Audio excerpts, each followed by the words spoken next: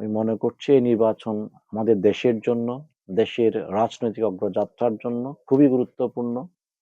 বিশেষ করে আমরা নির্বাচনী সংস্কৃতিতে যে মারাত্মক ধস দেখেছি, স্বাধীনোত্তর বাংলাদেশে আজ পর্যন্ত আমরা একটা রাজনৈতিক সংস্কৃতি গড়ে তুলতে ব্যর্থ হয়েছে বৃহৎ দলগুলো। বিশেষ করে আমাদের নির্বাচনী সংস্কৃতি একেবারেই নষ্ট হয়ে গিয়েছে বিগত বছরগুলোতে।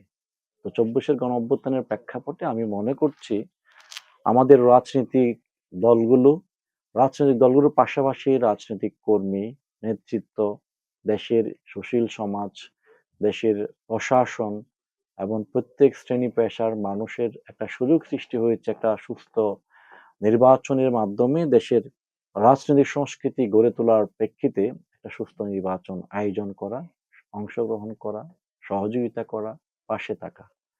তো যদিও এখানে একটা বৃহৎ রাজনৈতিক দল গণঅভ্যুত্থানের প্রেক্ষাপটে অংশগ্রহণ করতে পারছে না, এটা আমি মনে করি দুঃখজনক। রাজনৈতিক সংস্কৃতি নষ্ট হয়েছে বিধায় আজকে এই সিচুয়েশনের ফেস করতে হচ্ছে বৃহৎ একটা রাজনৈতিক দলকে।